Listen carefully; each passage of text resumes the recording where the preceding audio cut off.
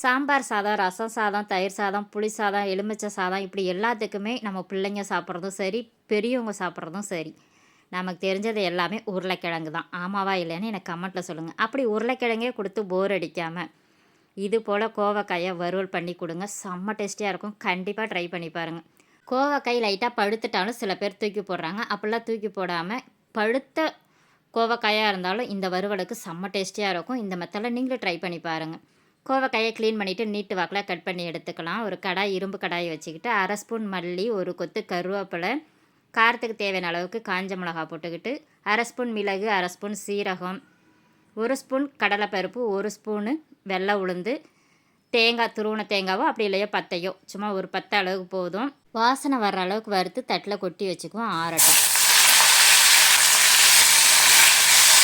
ஒரு கடாயை வச்சுக்கிட்டு கொஞ்சமாக எண்ணெய் விட்டு கடுகு உளுத்தம் பயிறு போட்டு நம்ம கட் பண்ணி வச்சுருக்கிற கோவக்காயும் போட்டு 2 வதக்கிட்டு 1/4 டீஸ்பூன் மஞ்சத்தூள், ஒரு 1/2 டீஸ்பூனு தனி மிளகாய் தூள், தேவையான அளவுக்கு உப்பும் போட்டு கொஞ்சமாக தண்ணி ஊற்றிக்கலாம். கோவக்காய் சீக்கிரமாக வெந்துடும். கொஞ்சமாக கொத்தமல்லி தழை தூவி விட்டு தட்டு போட்டு மூடி வச்சுட்டு ஜஸ்ட்டு ஒரு 10 நிமிஷத்தில் மூடி போட்டு திறந்தீங்கன்னா கோவக்காய் சாஃப்டாக வெந்திருக்கும். நம்ம வறுத்து வச்சுருக்கிற மசாலாவை நல்லா ஆற விட்டு தண்ணி இல்லாத மிக்ஸி ஜாரில் போட்டு நைஸாக பொடி பண்ணி எடுத்துக்கலாம். நம்ம ரெடி பண்ணி வச்சுருக்கிற கோவக்காயில் 2 ஸ்பூன் அளவுக்கு நம்ம இந்த பொடியை போட்டு 2 கிண்டி விட்டு தட்டு போட்டு மூடி வச்சிங்கன்னா பச்சை வாசனை போகிற அளவுக்கு ஜஸ்ட் ஒரு 10 நிமிஷம் மூடி வச்சா போதுமானது. 10 நிமிஷம் கழித்து ஓப்பன் பண்ணி பார்த்தீங்கன்னா கமகமகமகமகமகமன்னு வாசனையாக இருக்கும் கோவக்காய். தயிர் சாதம், எலுமிச்சை சாதம், ரச சாதம், சாம்பார் இப்படி எல்லாத்துக்குமே இந்த ஒரு வறுவல் அட்டகாசமாக இருக்கும்.